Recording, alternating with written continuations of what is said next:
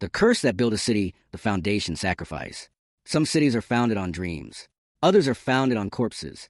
When the ancient builders of medieval Europe, West Africa, and even early Japan couldn't get their walls to stay up, they turned the most logical solution available at the time. Murder someone and put them inside the wall. This wasn't random sadism. It was engineering, apparently. The idea was that a living soul, trapped forever within the structure, would anchor it spiritually to the earth. The building wouldn't crumble because it had something or someone to hold it there. Ballads and folk tales across the world tell of the foundation sacrifice. The Romanian legend of Mestru Manol says a master builder was ordered to construct a monastery, but every night the walls collapsed. His dream solution? Bury his own wife alive inside the foundation.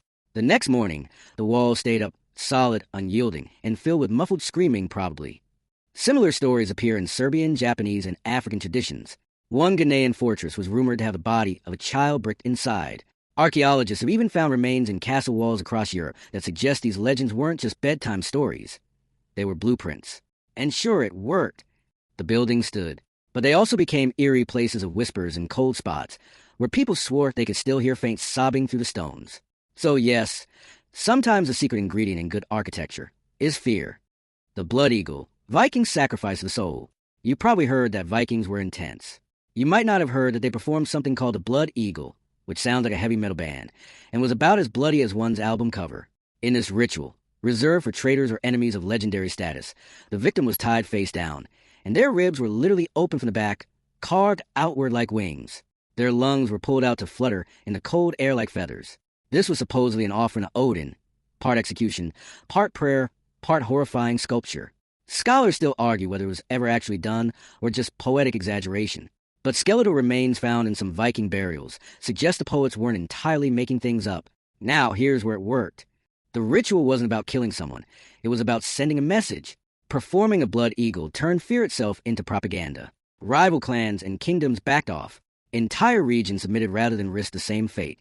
So the Vikings got peace and tribute, the gods got their offering, and one poor guy got to be the centerpiece of the worst anatomy lesson in history.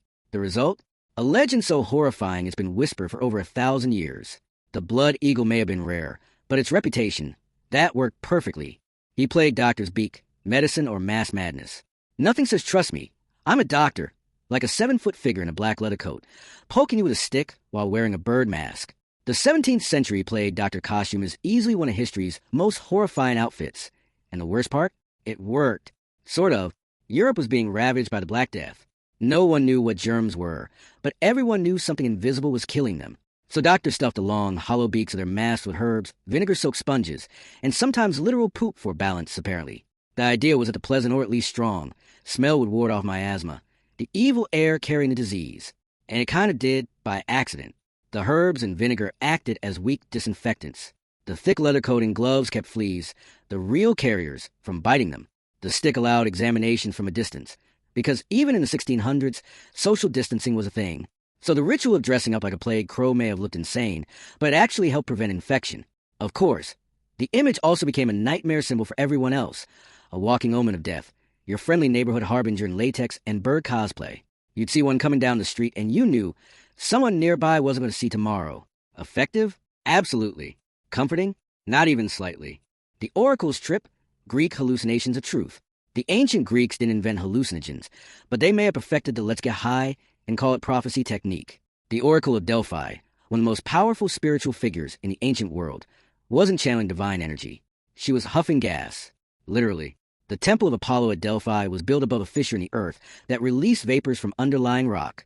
The Pythia, a priestess chosen to speak for the gods, would inhale the fumes, convulse, and babble nonsense. Priests would then translate her mutterings into divine guidance. Modern scientists have found traces of ethylene gas, a mild narcotic and hallucinogen, still present in the area, enough to induce euphoria, trance, and, yes, visions. So the entire Greek world, kings, generals, poets, made life-and-death decisions based on prophecies of a woman tripping on geology. And the wildest part? She was right, often. Her predictions were famously vague, but history records numerous times when her words seemed eerily accurate. Maybe coincidence, maybe luck, or maybe she really was tuned into something beyond human understanding, or just beyond human sobriety. Either way, the oracle's ritual of divine smoke guided the course of empires for centuries. Proof that sometimes enlightenment really is just a good trip away. The dance of death, the plague's unholy rave. Imagine this. You're walking through a quiet German village in 1518 when suddenly your neighbor starts dancing. Not fun dancing. Not just got a raise dancing. We're talking uncontrollable, convulsive, possibly demonic dancing. Within days, hundreds joined her. People danced until they collapsed. Some even died. The dancing plague spread across medieval Europe, and nobody could explain it. The church called it curse. Physicians called it hot blood. Local nobles decided the best cure was more dancing. They hired musicians to keep the beat going. A bold choice for an exorcism. Modern scientists think it was mass psychogenic illness, a kind of contagious hysteria triggered by stress, fear, or perhaps ergot poisoning from moldy rye, which can cause LSD-like hallucinations. In other words, the world's first accidental rave. But beneath the madness was ritual. People danced to purge sin, to escape death, to please Saint Vitus, the patron saint of, ironically, dancing. It was part prayer, part mania. And in a twisted way, it worked. After weeks of chaos, the dancers stopped. The plague faded. Maybe they burned through the sickness. Maybe they really did please the saint. Either way, the villagers learned the hard way that sometimes a cure is just as terrifying as a disease, and way harder on your calves. The fire that never dies, the eternal flames of the ancients. Every civilization has dreamed of immortality. A few accidentally achieved it by lighting something on fire and walking away. Take the ancient Persians, who worshipped sacred flames believed to embody divine truth. Their fire temples were tended day and night. To let the flame die was the ultimate sin. Centuries later, in India and Iraq, natural gas vents were discovered burning in those same ancient sites. Still alive, still flickering, thousands of years later. The most famous is a door to hell in Turkmenistan, a crater of fire that's been burning nonstop since 1971. Scientists set alight to prevent methane release, and, well, it worked too well. The flames never went out. The desert now glows red at night, a permanent scar of humanity's weird tendency to set things on fire and call it science. But even long before that, rituals of eternal fire symbolized divine protection. And sometimes they literally did protect. Fires kept predators away, preserved food, and became beacons for lost travelers. Sacred flames in Roman temples were guarded by the Vestal Virgins, whose only job was to make sure it never went dark. One mistake, and you didn't just lose your job. You were buried alive. The message was clear. Some fires are not meant to go out, and some rituals, once started, refuse to stop. Even now, that's a decent metaphor for humanity. Forever striking matches in the dark, hoping something good comes of it. The mummies who spoke. The ritual of eternal sound. We think of mummies as silent, but once upon a time, the dead really did speak. Sort of.